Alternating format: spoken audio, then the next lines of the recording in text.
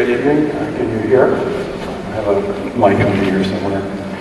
Architects are unusual in that, unlike doctors who bury their bad cases or lawyers who create awful precedents, architects have to come back after 20 years and explain themselves. Here I am. Fortunately, I don't feel terribly apologetic. I think that I'm happy with what we have. Always people ask me, if we were doing this again, would we do it differently? And of course, little things one would tweak. But I think it was, like all buildings in all times in history, building built in a certain period under certain circumstances.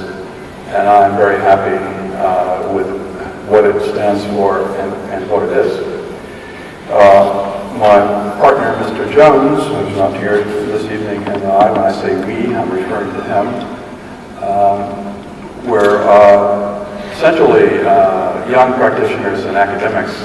We had talked together when I was living in New York at Cornell, and when I moved here at Toronto, so we thought we would do a competition together, and it was a very stimulating, vital experience. If we could put the lights down a little bit, actually, this is the much celebrated cornfield of the building sitting lonely among the 12 towns that are around the trees in this room, essentially attempting to create a vital new place in the space between things, a brave action by the Council of the City of Mississauga. And I want to start by saying that it seems to me that the Council of the City of Mississauga was brave in entering into the competition because there's always an unknowable thing that comes out the other end, but also was resolute in its support for the project, which at least initially was viewed as controversial, and they never wavered in their support for the project, and I think it's been a great accolade for the city that it began on a brave note such as that. As was mentioned, the project has been widely published in many venues, in fact 35 major publications and books, and the recipient of a lot of awards. And there's always, sometimes it's on the cover of magazines or books saying that it's the ultimate exemplar of a certain modern architecture at the time, sometimes postmodern, sometimes rationalist, sometimes constructivist, all the kind of words that are used to describe buildings of certain sorts. And tonight what I'm going to try and do is to explain for posterity why it's what it is and what we thought it was when it was being made. The competition brief itself, which was prepared by George Baird, who is a very well-known Canadian architect who was the dean of the chairman of the architecture program at Harvard, and later dean at University of Toronto, where he currently resides, did the program description. And major competitions always have program descriptions. Here, of course, given it was a cane field, there wasn't much context to describe, but the diagram on the wall shows the building as a kind of U-shaped buildable area, which was going to connect by foot to two presumed future buildings to the south, the gray rectangles. And off to the right, you see that 45-degree rotated office building, which kind of a rogue building along Vernon Park. And off to the top right of the slide, not showing, is Square One. The rogue building, 45 degrees, like Square One, we characterized it as a cactus, as a kind of contrary, non-placemaking building. And the question was always, would Mississauga become, in light of the new building, a kind of Vienna, or would it in fact turn into a building sitting among a cactus field, where all the object buildings were the only relationship between them was they were far enough apart not to take each other's sunlight or water. The jury, some people would say, is still out, but I think Mississauga, with a very aggressive building climate at the moment, is busily trying to make sense of the civic area. And one thing I'll offer in way of example, there's some lessons I've learned elsewhere as how we might capitalize on this as a kind of foundation piece for the city as it evolves. We, at the outset of the competition, were very anxious to try to make sense of what do you do with the site, which is the cornfield.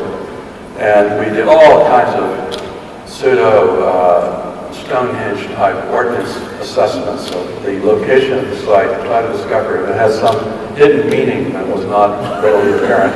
And we discovered that if you extended a line due west from the CN Tower, which is a dubious object, and you extended a line from Lake Ontario, as the grid shifts, they converge right on the site, which was a totally meaningless discovery. But it did show a certain kind of sincerity in trying to find a kind of genius loci to the assigned site. We came on the project in a climate of a prevailing controversy, which shifts and changes in architecture about style. And of course, the inheritance of architecture at the time was a kind of modern minimalism, whose chief characteristic of it reflects whatever else still remains of the previous world. I suppose in the ultimate case it would totally disappear and only the sky would exist in reflection. But that was one tradition that was inherited. The other being a kind of almost cartoonish postmodernism, which was going on, in which the buildings are phenomenally thin and inauthentic in appearance, are hearkening to kind of lost past, but are in no way credible. Those are the two prevailing styles, and that's postmodernism, which I claim our building is not.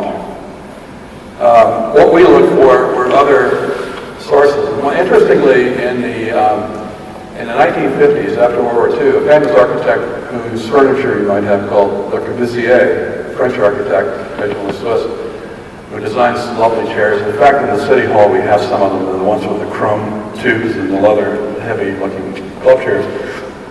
But came to North America, and he declared that the North American architecture, the authentic and interesting one, was in fact silos and barns and buildings of that sort, which had no European precedent at the time. So there was certain interest in the fact that this is the beginning of a prairie that commenced at this site and ran literally to the Rocky Mountains.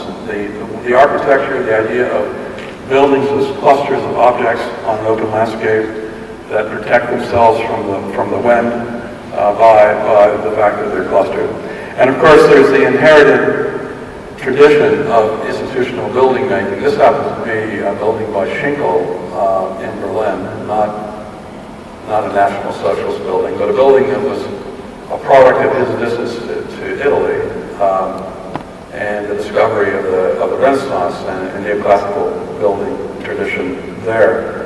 And so everybody understands institutional buildings as having some genesis in Roman and Greek architecture in the West, and having strong facades facing south and monumental scale and durable materials and things of that sort.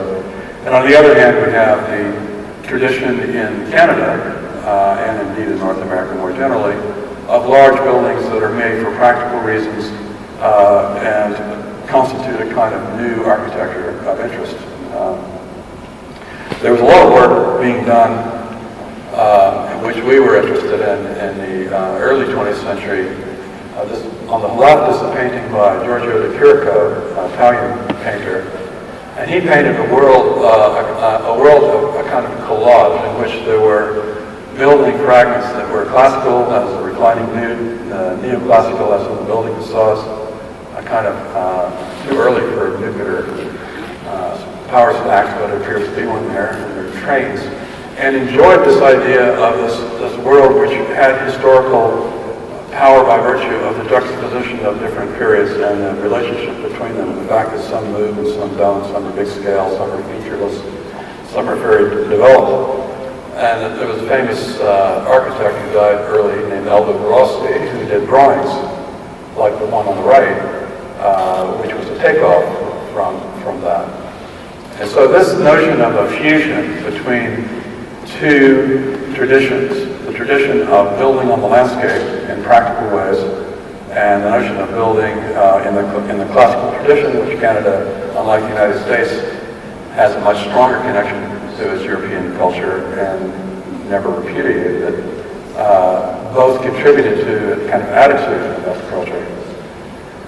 The project is a collage in the sense that there are a series of building elements that are together, but it has what's called local symmetry, that it has pieces that are very resolved in local places, whether it's the Civic Square or the facade of on the Civic Square, or the design of the office tower.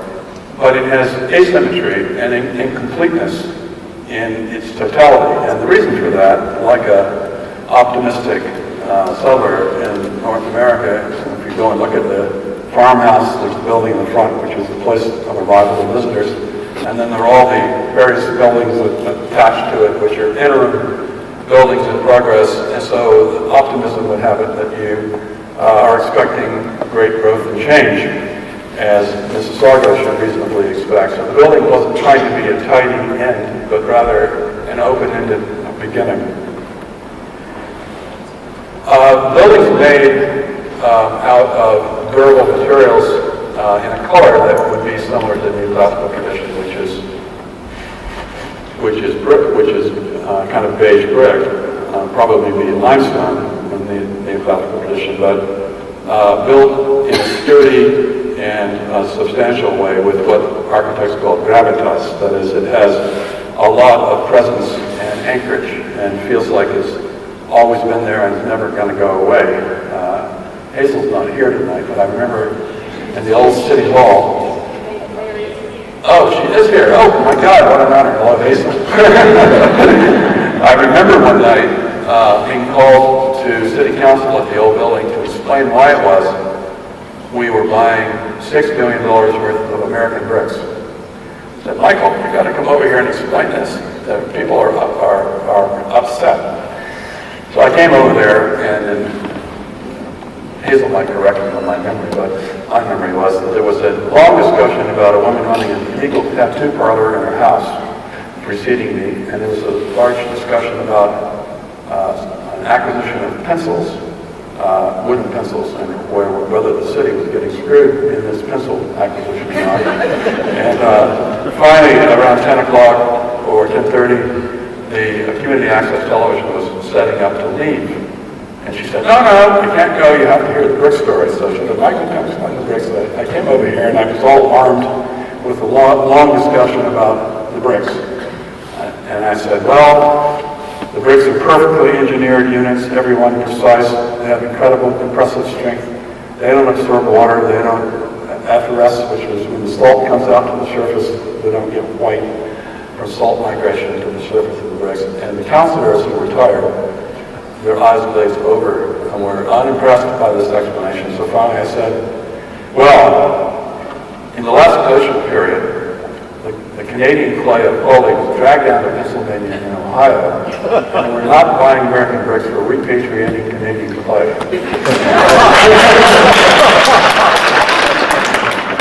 Now, Hazel might never get the story, but that's my story. I'm sticking to it. The building has a certain very deliberate, what we call cosmology, that is distribution of pieces.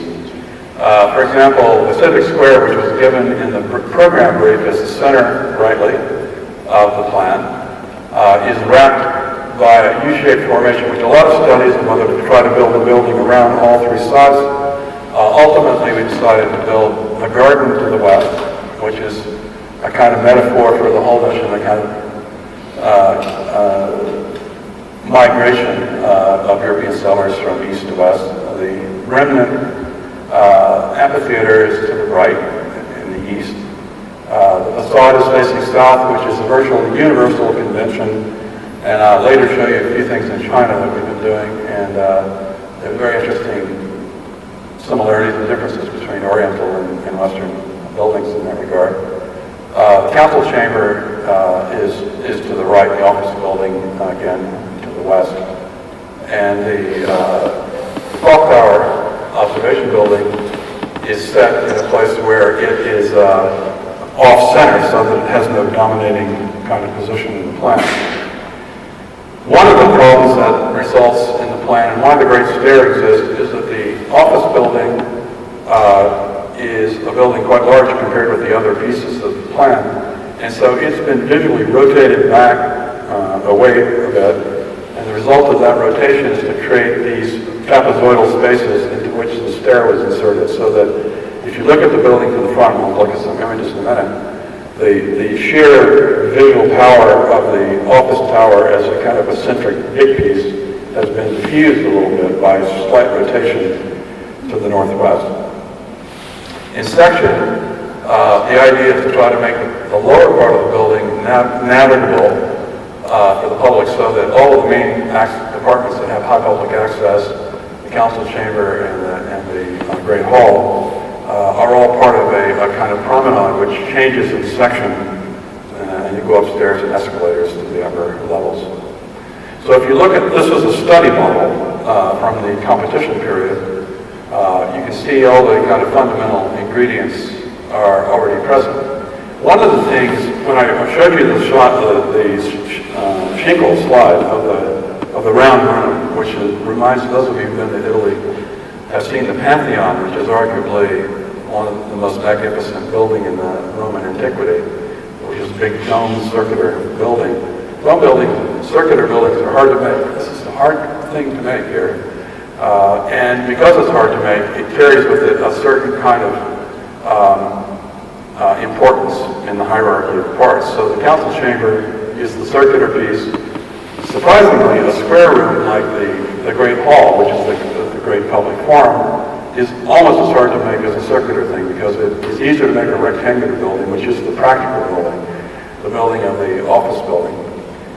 Similarly, there's a kind of deliberate use of high-quality public materials in the most public part of the building, because the building is in fact the commonwealth of the city of Mississauga and not the exclusive digs of the council members.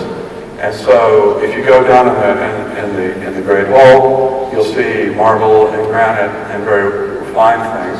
And as you move up into the ordinary workaday world, there's of course painted drywall, and those areas are most liable to flux and change. And it seems appropriate, rather than making everything as modern architecture would do out of one thing like concrete, which is in between the cost of granite and drywall. The idea is to, in fact, distribute the stuff to effect.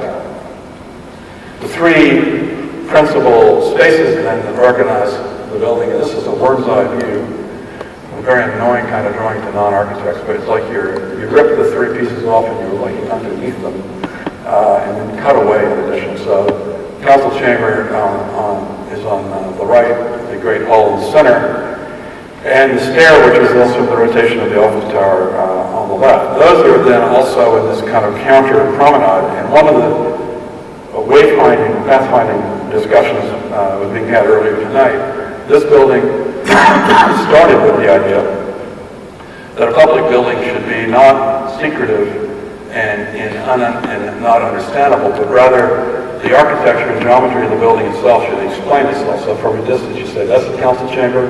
When you're inside here, you see it. When you walk around and plan, you can witness its volume. When you go up on the roof, you can see it in the low building. That's the beyond Cole's Newcastle, since we're sitting in the room. But there's the escalator up and the spiraling ramp to the garage underneath. This notion of ascending the escalator to come into the building was a controversial thing in architectural circles. And the reason it's controversial, there's a lot of buildings that were being done and a lot of talk. There's a lot of loose talk in architecture. One of them is that transparency breeds non-secrecy and non-understanding. Well, as we all know, if we go downtown and we see the glass bank towers, there's all kind of hell and corruption going under there with transparent buildings. It doesn't help at all. So what we were more interested in was trying to, in fact, indicate that there's a place of gentle and sometimes boisterous contemplation which you ascend the escalator or the stair, come up to, that it's a place apart, that the rough justice of the ground is not the thing of the council meeting, that there's a very deliberate idea that this be up as it is, as if you were going to a place that's somehow sanctified in democratic terms.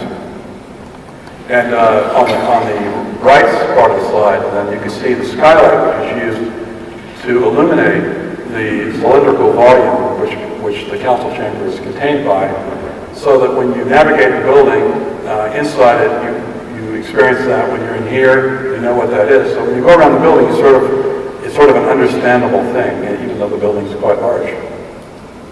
This is an illegible slide, unfortunately, but it's a drawing from the competition round, which is the building for 2 seasons. And the space, which is the Great Hall, is notionally not just clad in marble and granite because it's the most public place in the building, but also because it's notionally a plaza or a piazza. It's an outdoor space which has been roofed over, which is kind of playing to the Canadian climate. And there, the section through the Great Hall and out to the Civic Square. The drawing on the right is a triple upside down and backwards worm's eye view Escher drawing. It's designed to confuse and baffle you. It's actually a mistake on my AutoCAD operator. And of course, the opposing end from the council chamber is the great stair, which is overlooked by the wedding chapel. It is the forced perspective of the trapezoidal space, which the wedding chapel looks onto a kind of journey of life story, which I thought was alarming, but it's popular. And finally, at the 4th floor, the building parts emerge out onto the podium, so that the facade building, where we had the planners located, so they looked at what they wrought in the city to the south. The council chamber came out. You can see the Great Hall come out as a little pavilion almost, so the people from the health club can go run around it like gerbils. And then you can see the rotation of the office building that I described previously. One of the qualities that was very much of interest for the City Hall, especially anticipating what's happening now, which is buildings being built all around here, some commercial, some residential, was the notion that the civic space should be, in some sense, sublime. It should be a place you can go to and find comfort. And so I think that it does that. It did that from the beginning. It seemed deadly when there was nobody around. But as more people live around here and there's more and more commercial development, this is a public place. A series of public squares and gardens will become more and more powerful and important. And I'm happy to see the condition of the garden, which is very well maintained and grown up now to the point where you drew it in the first place. It takes 20 years for the landscape architecture to catch up. And of course there's the amphitheater, which amphitheater, like the art gallery court, are things that require ongoing kind of programs. And so sometimes in recent years you come and there's not much on. I think that as the population emerges around this and the place becomes more busy and active, that it can be, these things can become great amenities by in fact programming activities in there, whether they're little theater ensembles or what have you. I know that happens some, but that becomes an important venue. And of course there's the pleasure of the garden itself. I'm going to try to convince Hazel sometime to let me buy one of those chairs. At one time they said they're going to throw them all away, but they never did. So the building has what architects would call, because there's a node at the center of what's evolving as a big constellation of the city, it has an obligation at one level to be what architects call a pavilion. That is something you can approach from all sides. So The building's interesting and changing and has kind of kaleidoscopic quality as you move around it. Obviously, the south facade is the most formidable, but from every direction it has a kind of front aspect to it. There's no back to the building in traditional sense of how we understand buildings as having fronts and backs and entrails, etc. There was controversy about the rostri, the rostrums. There's the one at the middle top of the facade, which some people said reminded them of Mussolini. There's a less imposing one, as you can see on the plaza level to the right. These are not grandiose things intended to present a kind of dictator form of government, but a complete contrary to that. And that is that the building's idea is not to make a big corporate envelope where no one knows where anybody is and there's no sense of responsibility, but rather to make a building where there's a straightforward idea that there's a representative, person elected, they stand up, or we have Hazel, McCallion, because we more stand-up person than that. There's a system of representation and responsibility, and that's ingrained in the notion of the building, not obscuring that relationship, but rather illustrating it. When the project was first involved, we were asked late in the day to do a drawing which would try and see what would be the possibilities of it having an extended effect on a larger area.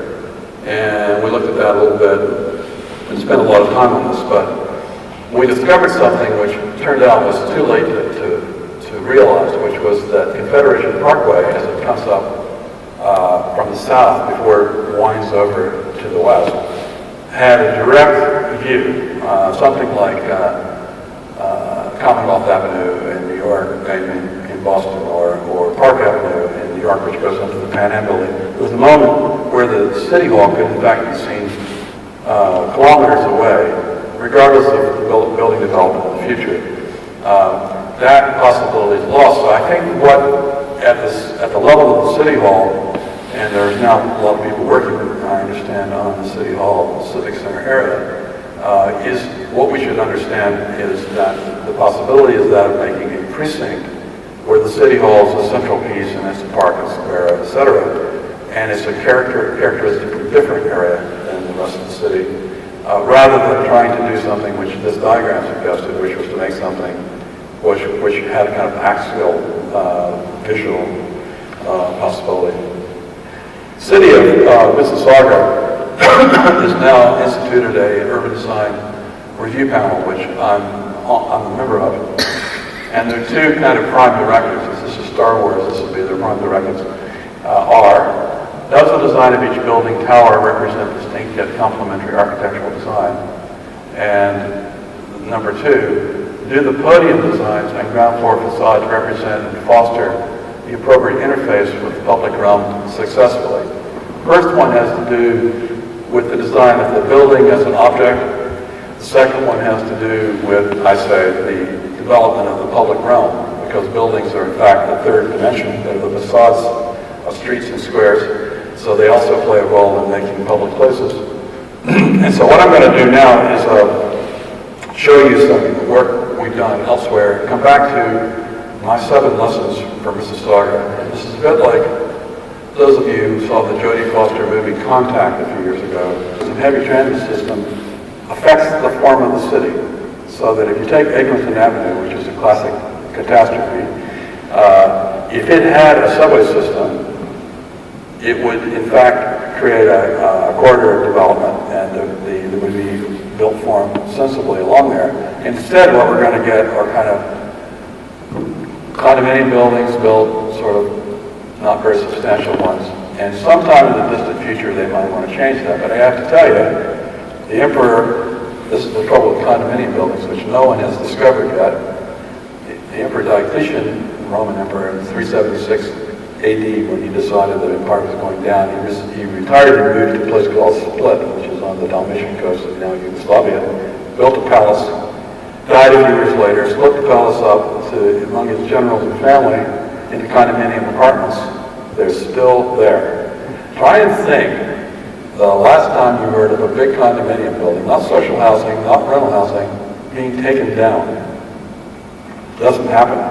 And so what one builds in a big condominium building is a permanent condition that we can establish about why we put tall things in certain places. They clearly have iconographic power. They have they affect not only the cityscape, but in terms of our understanding of the city. There needs to be a plan that identifies places where that stuff happens and doesn't happen. It can be in corridors, it can be at nodes, but it shouldn't be over large geographical areas. And especially when you're not building Hong Kong. If you have Hong Kong and you have a very small area and you're building lots of tall buildings, eventually that creates a kind of solid building mass, which is kind of imageable and like a Gibraltar made out of buildings.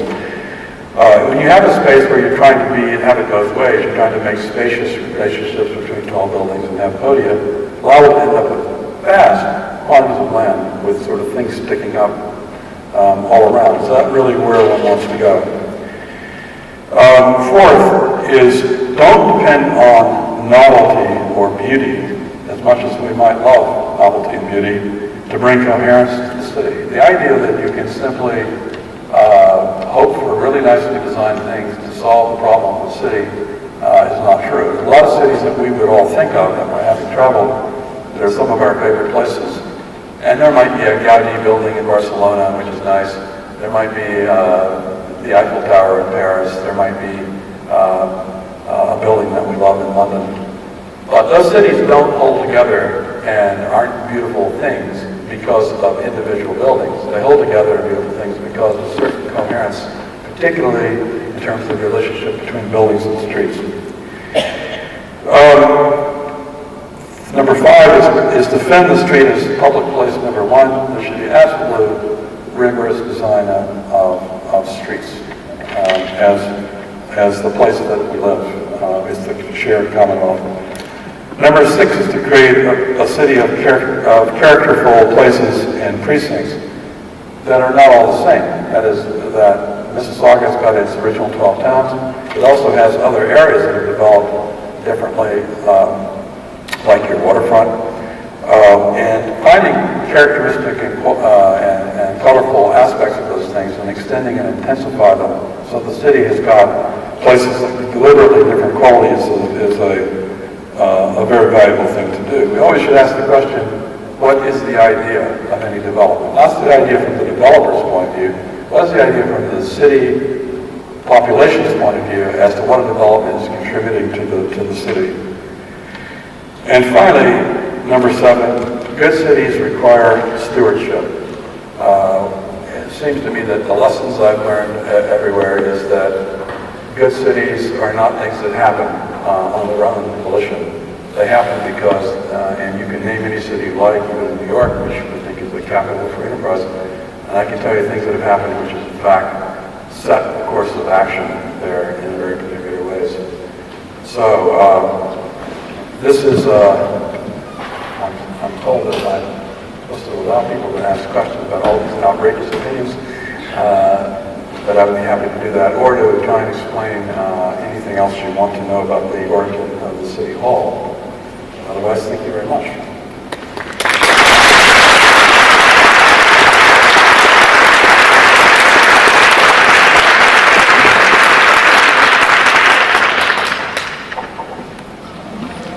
That civilizes the building development is the development of the streets and public realm. I remember one night I got a phone call from Hazel and she said to me, Michael, what's wrong with Mississauga streets?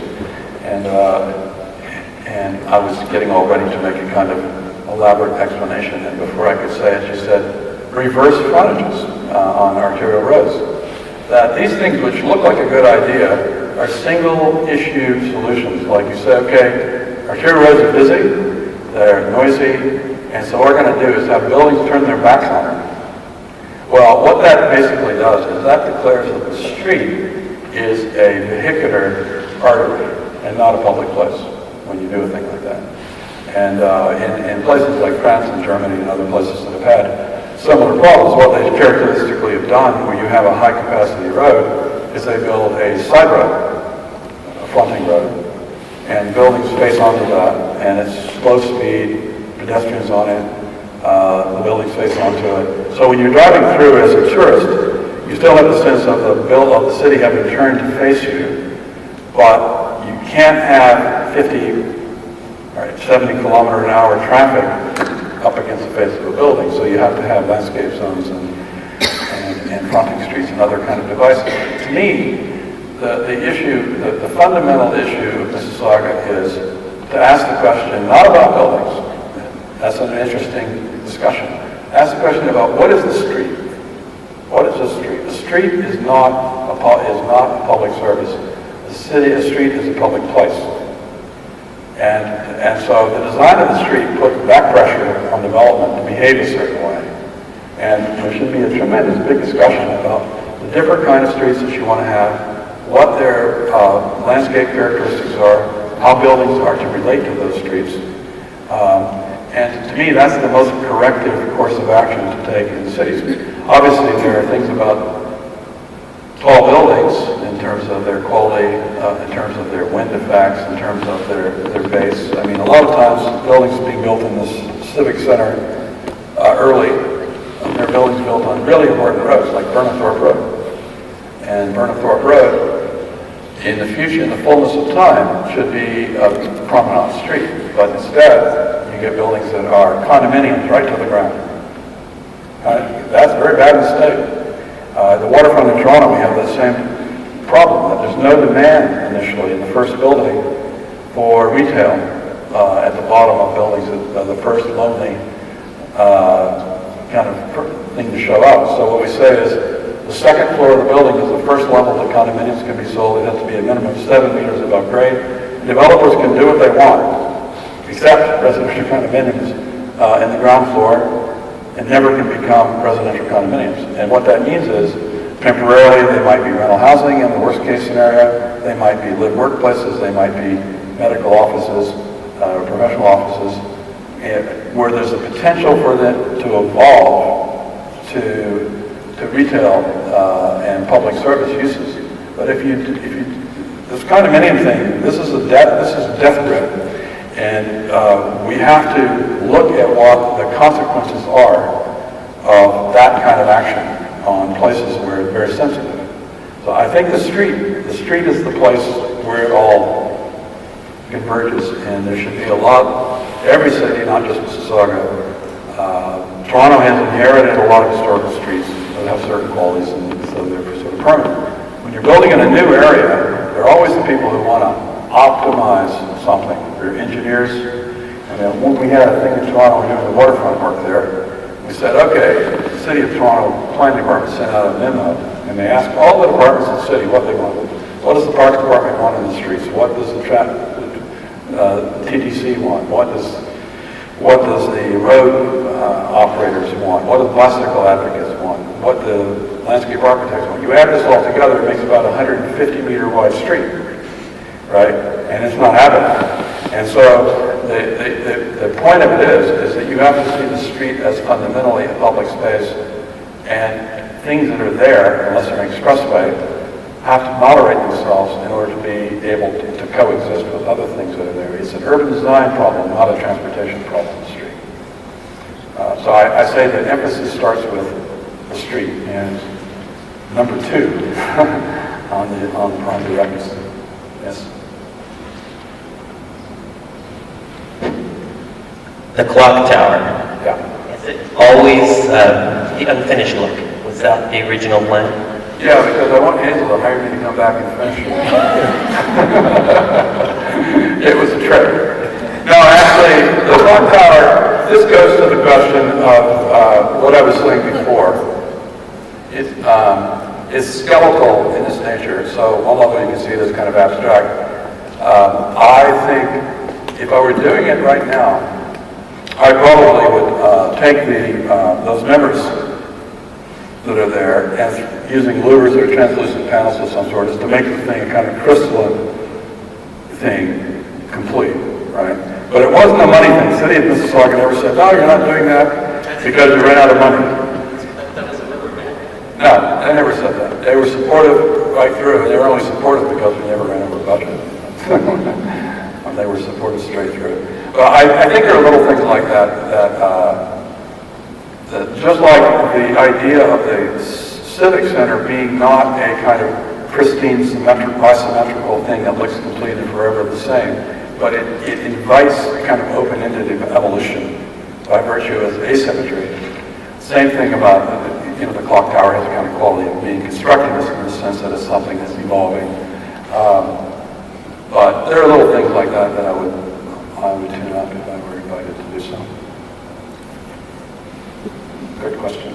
Many people ask me, what do you think of it? And the only comment I've ever made is unique.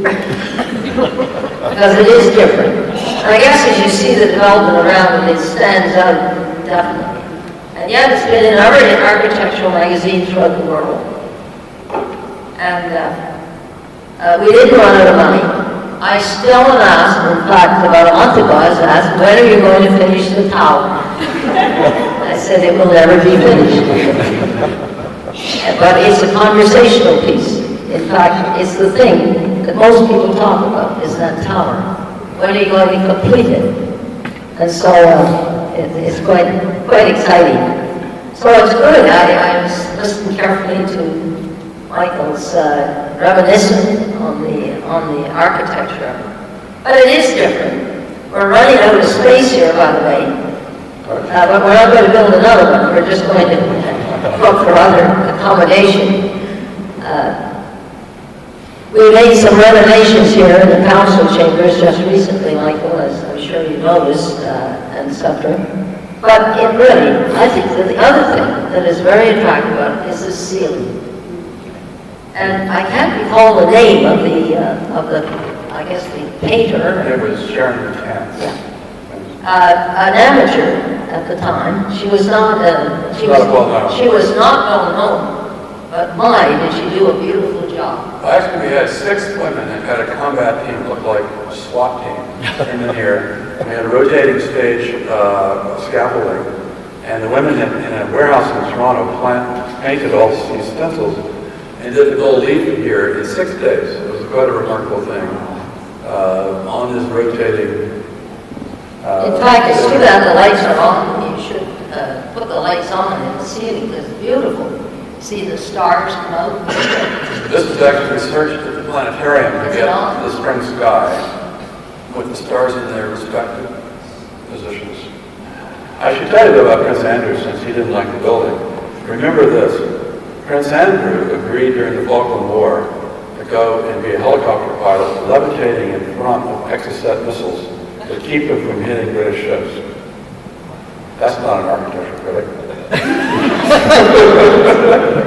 By the way, the important thing about it, it doesn't leak. I think you get the significance, right? I remember the many times I went to City Hall in Toronto with the pails around it. So at least this one doesn't leak. They have other problems, but it doesn't leak. I think the greatest disappointment, we didn't make a larger ice surface out in front.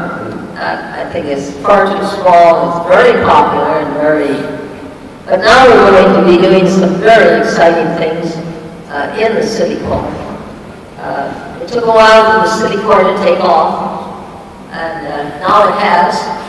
And with all the developments occurring here, with the program that the staff has come forward with to Council, we're going to have activity, great activity in the City Core all summer long. Because we want it to be a people's place. We want people to say, I'm going downtown tonight, and it's not downtown Toronto, you can't get there anywhere, so you will be able to get to the City Core in Mississauga. So thank you, Michael. It's good to see you again. I see that you have some very other exciting projects on the way. But I think that we have something quite different here. Now that the building's going around it, it stands out even more.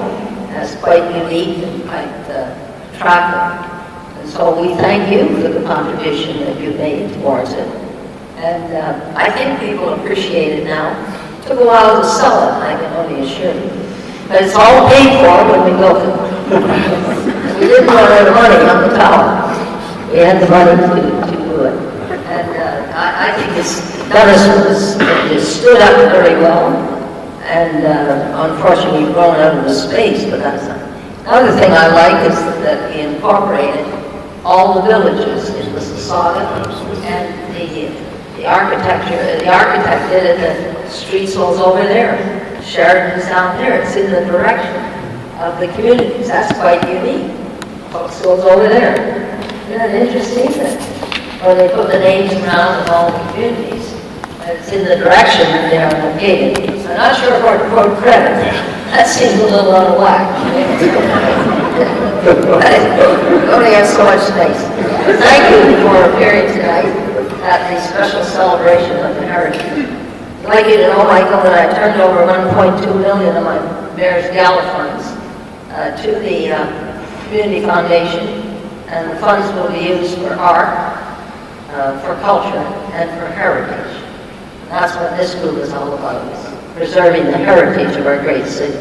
So congratulations to you folks on all the volunteers that serve, those that have given of their time and their talents on behalf of retaining the heritage of Mississauga. It's got a great history. When you read all of Evelyn Hicks' books on the different community, there's a lot to read and a lot to learn about the different communities in the city of Mississauga. We are a city of communities, all very proud of the respective community. You know, when they say I'm either from Streetsville, Port Credit, Cooksville, Erindale, Orange Park, that's what I like to hear. When you're outside, of course, you say I'm from Mississauga. And when you're in Europe, you don't say I'm from Toronto. You say I'm from Mississauga, because Mississauga is well known throughout the world. So, thank you, Michael. Good to see you again, and good luck in all the other projects that you've undertaken.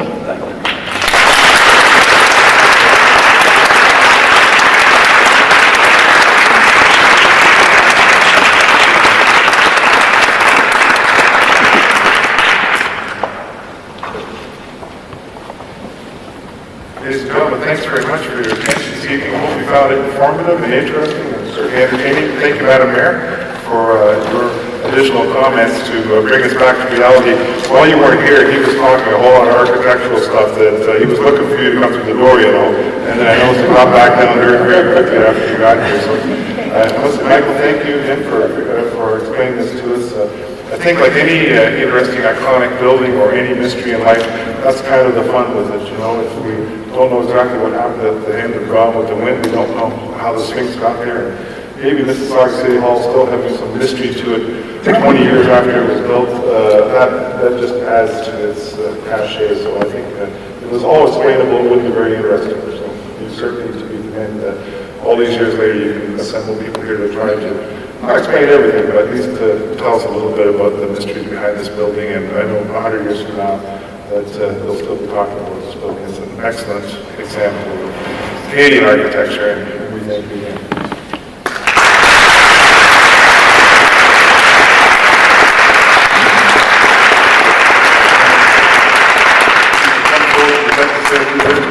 I just want to thank everyone for bearing up for this, and I'm delighted to have been able to work in the city. It's been a wonderful thing. I'm happy to be back now on the design review panel, which the city has just instituted, and I look forward to been a little hiatus. I look forward to being able to be here again. Thank you.